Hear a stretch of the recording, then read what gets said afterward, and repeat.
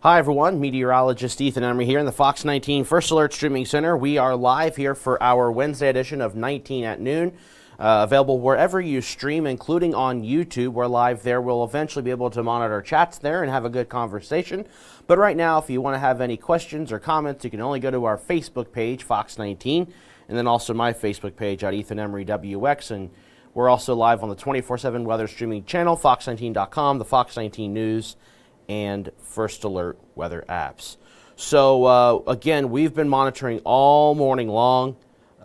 Hurricane Milton, still a very powerful system. In fact, right now it is still a Category 4. This has winds of 145 miles per hour, pressure at 931 millibars. At one point in the Gulf of Mexico, which is still there, of course, but it had pressure down to 897. So very powerful hurricane here as it makes its way towards Florida, and also bringing with it some supercells, tornadic supercells there in southern portions of Florida at this time. And it is moving to the north and east at 17 miles per hour. So it is moving very closely, already seeing impacts, of course, in Florida. The latest as of 11 a.m. of that track, you'll see here in just a moment. That track does take it through Florida, through the Sarasota, Tampa, Cape Coral areas, and then through towards Orlando, and then out back into the Atlantic Ocean. So this evening into tonight will be when the eye is much closer towards shore, and then late tonight is when it'll be making landfall officially before it goes out to the Atlantic Ocean by Thursday afternoon. So we've got that for you, and the track I'd like to show you, but my computer is glitching out here. But we are monitoring that. We're also monitoring a warm-up here in the tri-state heading into the weekend. And no, Milton will not have any impacts on us here into the tri-state. This is going to be purely for Florida. There are some areas that could see a little bit of storm surge with high tide over in Georgia and South Carolina coasts in the Atlantic, but this is going to be a big impact for folks in Florida in particular. So again, by this evening, still a very powerful hurricane. This is again from the National Hurricane Center. Winds at 125 miles per hour sustained. And then again, it'll make landfall tonight, likely right around the midnight hour, if not a little bit later. And it's not just the wind. So hurricanes are categorized purely on winds, but of course, hurricanes have much more impacts than that of just winds. We are looking at the potential for some historic storm surge in the Tampa Bay area, also down towards Fort Myers. I'd like to show you that, but again, technology is just not our friend right now. But we are looking at storm surge up to 15 feet perhaps in some spots along the west and southwest coast of Florida from Fort Myers, Cape Coral, and again towards Sarasota. In addition, very heavy rainfall. We could be looking at rainfall in some of these spots in Florida, anywhere from 8 to 10 inches of rain. So quite significant rainfall coming down along with that. So quite a bit of flooding concerns as well as wind damage from this system. And I don't think this computer is going to be working. It's not cooperating with me, but we'll go ahead and refresh that real quick. And what we'll do is we'll go ahead and get back into the discussion of the forecast here at home. So I know a lot of folks are curious as to what we're going to see here at home. So let's go ahead and switch this over to the 7-day forecast. I just updated these numbers, so you'll see this real quick. We've got a high of 75 for you today with a lot of sunshine. Tonight a low of 45. Thursday 72 with abundant sunshine. Going into the weekend, warmer air begins to move in. Friday's high will be up to 75 degrees. And then as we head into the weekend, Saturday, a morning low of 50 degrees. And then by the afternoon, up to 80 with mostly sunny skies. And then we're looking at some breezy winds heading into our Sunday. I've been monitoring this on the latest data, and the wind gusts are beginning to go down a little bit compared to what we've been looking at the last couple of days. So this thing is, these winds are going to be breezy, maybe on the onset of 25 to 35 mile per hour wind gusts on your Sunday, but the impacts I think are going to be a little bit more limited in terms of what models were showing the last couple of days, gusts being over 40. I don't see it to be as much of a case now as it was the last couple of days on the forecast data, but still can breezy. And with how dry it's been, there is going to be a fire threat. So there are seasonal burn bans in effect in Ohio and Kentucky. So if you live in either Ohio or Kentucky, you shouldn't be burning outside between 6 a.m. to 6 p.m. anyways. But with these winds, there is that heightened threat. And even breezy Sunday night going into early Monday morning. But Monday, the winds will be maybe a slight breeze, but nothing as much as Sunday with regards to gusts between 25 and 35 miles per hour. And then Monday, a little bit cooler, a high of 61. And then Tuesday morning looks quite chilly, 58 degrees under sunny skies. So we are looking at, again, those much cooler conditions on the way in the 7-day forecast. But in the meantime, we're talking a warm up ever so slowly as we head on into the end of the week into this upcoming weekend. So we've got that going for us here in your forecast. And then another thing too is we're also looking at the potential for northern lights tomorrow night. There was another geomagnetic storm from a solar flare, and that's going to give us a coronal mass ejection, CME, according to the Space Weather Prediction Center. And what that means for us is what we need to focus on is the KP index. And I had a graphic to show you, but again, technology is not our friend here this morning or this afternoon. Now that's 9 minutes after 12. But the KP index forecast is forecast to be over 8. So it does look like it is going to be the good likelihood to see it, because we need a KP index here in the tri-state at around between 6 and 7 for us to be able to see it.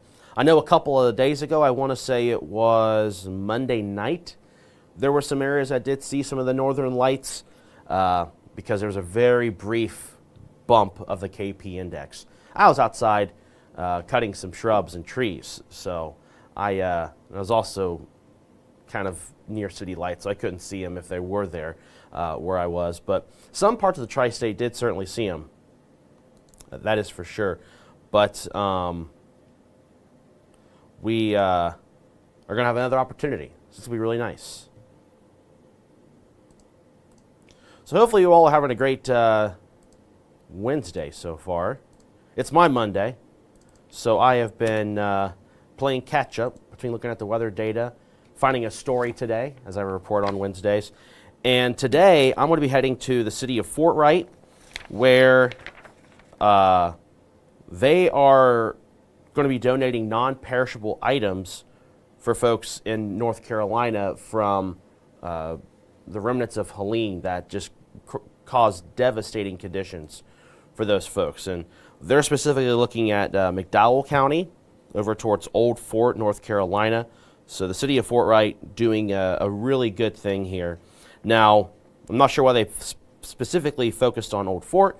That'll be a question I ask them this afternoon. But it is a great gesture to see, a local community wanting to help a community really in need.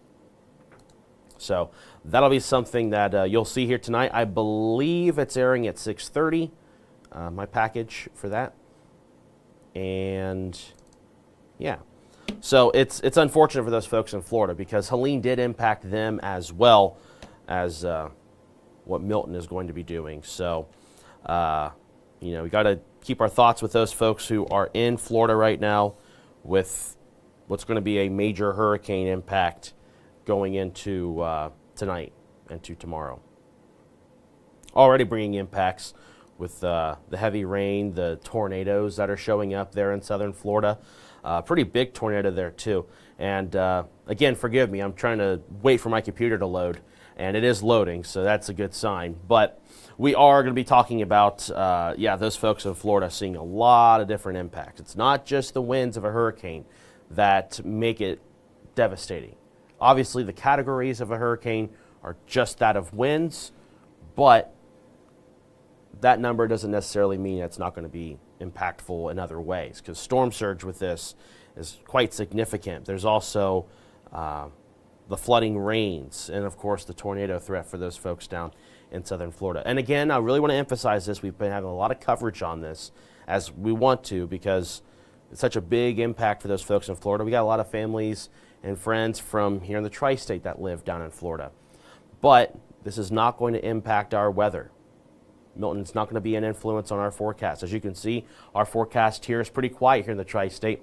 Highs in the low to mid 70s, lows in the mid 40s here the next few days. Getting a bit warmer for the weekend, breezy for Sunday, and then next week getting chilly with highs in the upper 50s and low 60s and lows in the upper 30s. So let me go ahead and pull up my graphics real quick, and this should be the problem solver. We'll see. Again, technology is not my friend. Maybe it's user error. Not certain. But I will check Facebook comments since we got the time here and wait for this computer to finish loading. Anthony says, yes, it is a tad chilly today. Need the warm back. Yeah, a little bit of coolness in the air. I'll be honest, I kind of enjoy this kind of weather myself. But we are going to get a little bit warmer heading the next couple of days. So that's a positive, right?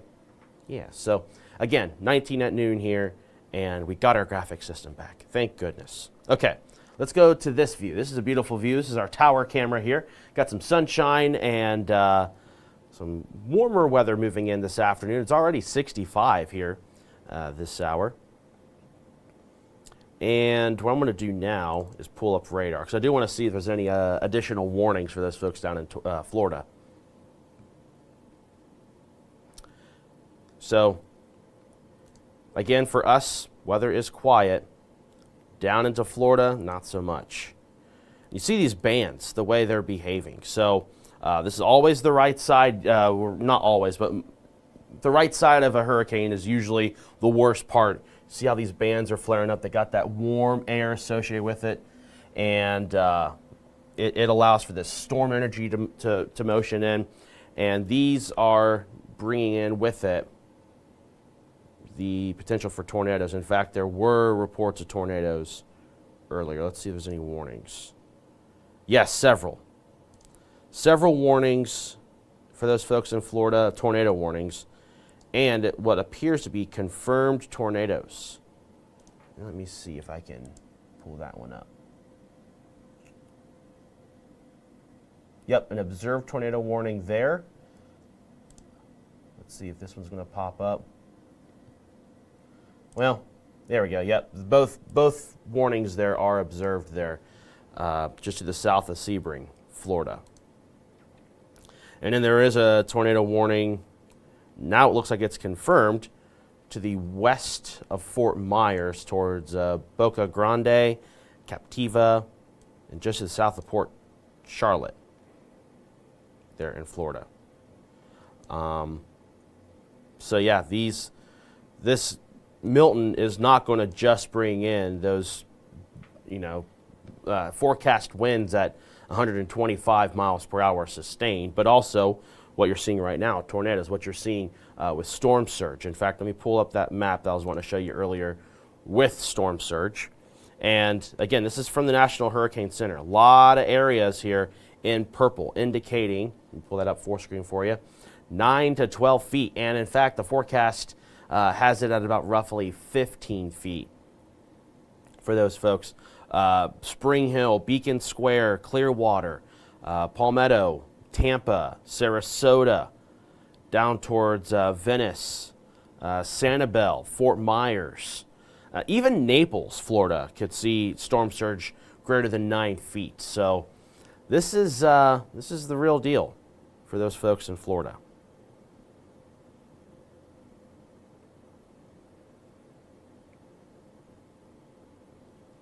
Okay, I want to show you the aurora forecast real quick, because I mentioned the northern lights is possible to view tomorrow night. This is from, again, the Space Weather Prediction Center. And what we need to see in the tri-state is at least a KP index of about 6 to 7. That's when we can begin to see some of that in those rural areas where there's less light pollution. And Thursday night, so tomorrow night, the KP index forecast is at 8. that's pretty significant to see the northern lights. Could also affect, different transmissions, things like that for aircraft, for military, for space. So it's going to be an impact for those folks. But if you don't dabble in that stuff, the northern lights is kind of a byproduct from the geomagnetic storm. So that's going to be, again, for tomorrow night. Look out for some northern lights. Again, along with all this, space weather prediction is really, really challenging. This will likely change, but it does look like Thursday night is the best opportunity to see it. Of course, stay tuned. We get closer, we'll be able to update this. And sometimes it only lasts about 30 minutes. Sometimes the forecast changes very abruptly in 30 minutes. But right now, this is what the Space Weather Prediction Center folks are saying. And yeah. Okay, I want to show you beyond the 7-day forecast. Then we're going to wrap this up because I got to go to Fort Mitchell to do my story. So here is that 7-day forecast. In fact, today's high is 75. We're going to jump into looking to tomorrow. So tomorrow's morning's low is 45. Tomorrow's afternoon high is 72. Friday is 75 and sunny. The weekend looking pretty warm, 80 for your Saturday afternoon. And again, a lot of sunshine, morning low of around 50. Saturday night into Sunday, much warmer air moves in. I bumped up that morning low for Sunday to 58 degrees. And the breezy winds, again, gusts on Sunday could be between 25 and 35 miles per hour. So again, a breezy day for your Sunday, no doubt. Monday and Tuesday, also a bit of a chilly breeze out there, though I think Monday and Tuesday, the winds will be in the order of gusts that are maybe 15 to 25 miles per hour. So Monday and Tuesday, breezy gusts up to 25. Sunday, I think up to 35 mile per hour wind gust. But there's a big difference between Sunday and Monday, Tuesday. So Sunday, high up to 78 degrees. Monday, just 61 for an afternoon high. And then Monday night and Tuesday night, we could be looking at frost. I haven't built the graphics yet because, again, I got to report. I've got a lot of stuff that I got to do on what is today my Monday. But Monday night and Tuesday night, there is a potential for frost in the tri-state. Keep that in mind as we are looking at a much cooler air mass sitting over the Ohio Valley. In fact, Tuesday and Wednesday morning highs, or Tuesday and Wednesday afternoon highs, are in the upper 50s. A lot of sunshine, though. Looks good.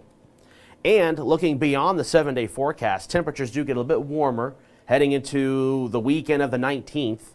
So I know my aunt might be watching. If so, she's been asking about the 19th. Can't remember why. I think it was for a birthday. Can't remember. She's going to some friends. But either way, 19th and 20th looks dry. In fact, the 17th all the way through at least the 22nd does appear to be dry at this time. High temperatures on Thursday the 17th will be around 63. Friday 67. We break back into the low 70s for Saturday, Sunday, Monday, Tuesday of October 19th to the 22nd.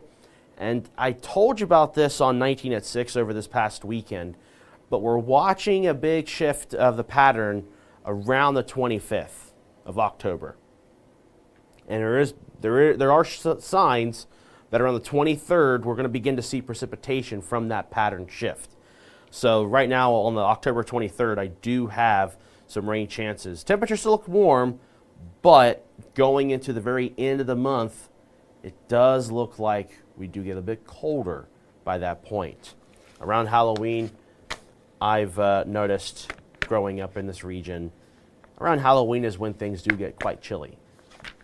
But something we'll be monitoring, of course, letting you know more details on here on Fox 19 as we get closer.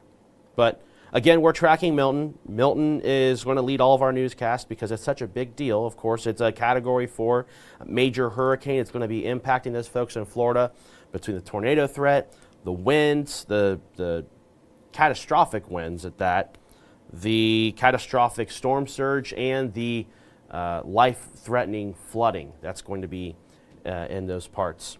So that is the forecast for us. We'll be monitoring Milton, giving you live updates beginning at 3 o'clock here on Fox 19.